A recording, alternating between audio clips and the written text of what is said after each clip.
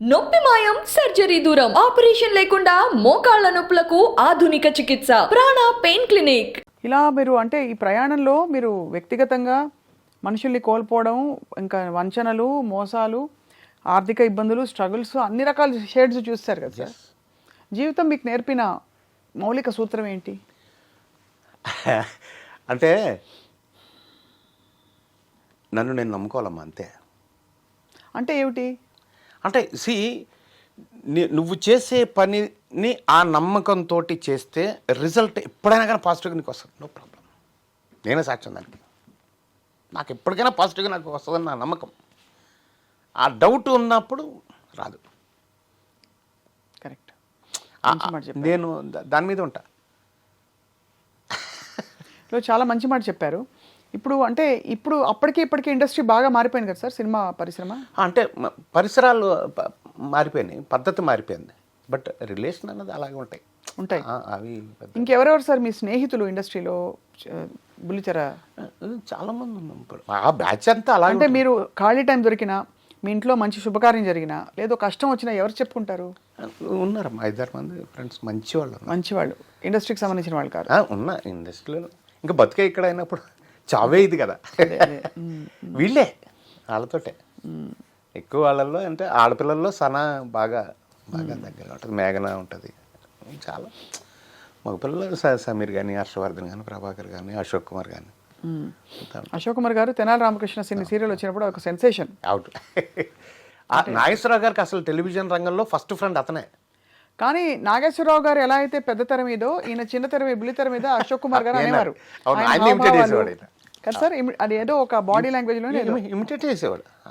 ఆయన చెప్పేవాడు. ఆయన ప్రతి ఒక్కటి అంటే మేము బాగా దగ్గర, ఒరే ఫ్రెండ్స్ కదా మేము. అవును.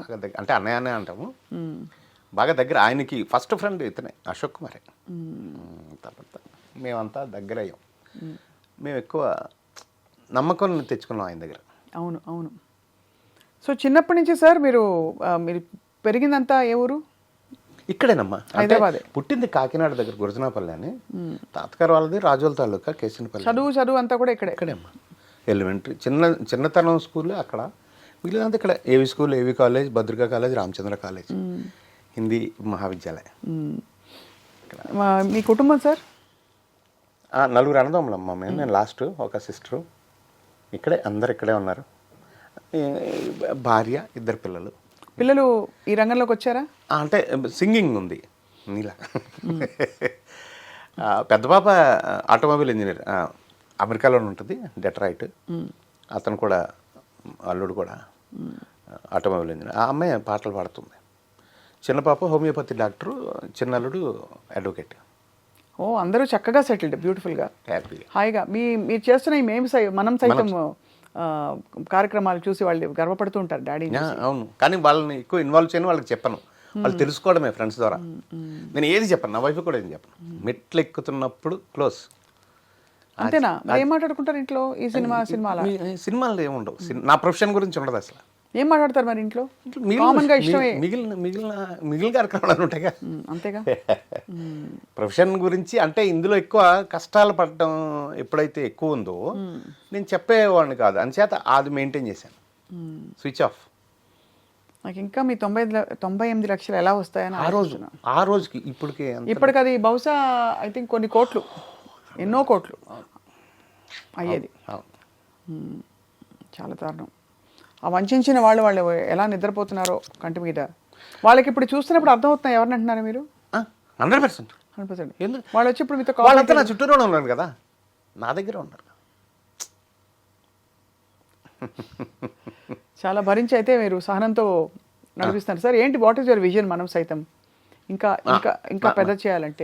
మనం సైతంలో ఒక ప్రాజెక్ట్ అనుకున్నానమ్మా, Saparya, we care for uncared అని. ఒక అనాథాశ్రమం, వృద్ధాశ్రమం పెట్టాలని, ఒక పెద్ద తోటలాగా, పెద్ద చెట్లతో తోటలాగా పెంచి, ఒక వాటర్ పాండ్ లాగా పెట్టి, చుట్టూరు ఒక వాకింగ్ ట్రాక్ లాగా చేసి, ఈ తోటలో గ్లాస్ రూమ్స్లో పేషెంట్లను పెట్టాలన్న కోరిక.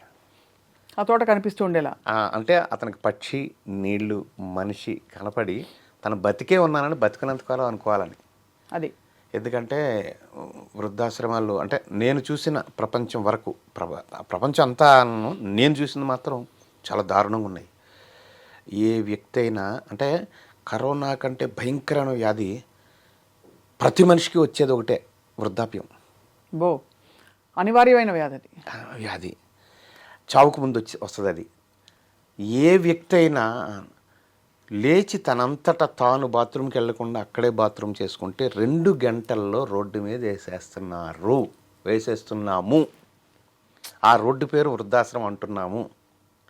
అవి చాలా దారుణంగా ఆ పరిస్థితులు ఉన్నాయి నేను చూసినంత వరకు. స్వప్న, నేను ప్రపంచం అంతా అంటలా. సో అక్కడి నుంచి ఆ మనిషి బతికినంత వరకు నేను బతికే ఉన్నాను అనిపించాలని నేను దత్తత తీసుకోవాలని నా కోరిక. సపర్య, వీ కేర్ ఫర్ అన్కేర్డ్.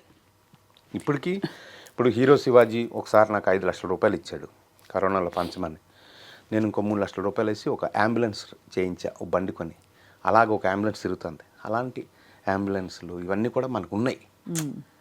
సో మీలాంటి అందరి విష్ ఉంది. సో అందరినీ చుట్టూరా పెట్టుకొని ఆ ఆశ్రమాన్ని నడిపి అందులోనే అని నా కోరిక. అయ్యో లేదు, చాలా గొప్ప సంకల్పం. ఇంకా మీరు ఇంకా తీయాల్సిన సినిమాలు ఉన్నాయి. అవును, ఆ 98 లక్షలు వసూలు చేయాల్సిన సమయం రావాలి. భగవంతుడు. అది రకరకాలుగా వసూలు చేయండి సార్. అవును, మీకు రావాల్సిన సక్సెస్ ఇంకా రాసి పెట్టింది బోల్డ్ అంతా. అవును, కాబట్టి అవును. మీరు తప్పకుండా మీరు ఇంకా సినిమాలు తీస్తారని నా నమ్మకం, మా అందరి నమ్మకం. ఎస్. సో ఇప్పుడైతే 4-5 ఫిల్మ్స్ చేస్తున్నారు మీరు? చేస్తున్నాను రెగ్యులర్గా. నాకు వేషాలు రెగ్యులర్గా ఉన్నాయి. ఇప్పుడు రవితేజ 75 కూడా అది ఆయనకు వచ్చే దెబ్బ తగిలి కొంచెం పోస్ట్ పోన్ అయింది ఆ సినిమా కూడా. అన్నీ ఉంటాయి అన్ని సినిమాల్లో మంచి మంచి వేషాలు. వేషాలు హాయిగా సరదాగా వెళ్తారు, మంచిగా ఆ రోజు ఏమిటి అంతే చెప్పుకుంటారు, అంతే, ఫినిష్ వచ్చాడు. సో ఈ బట్ అక్కడ కూడా టైం ఉన్నంతసేపు ఫోన్లో మళ్ళీ మనం సైతం ఉంటాం. అదే దాన్ని మానిటర్ చేస్తారు. గొప్ప సంకల్పంతో.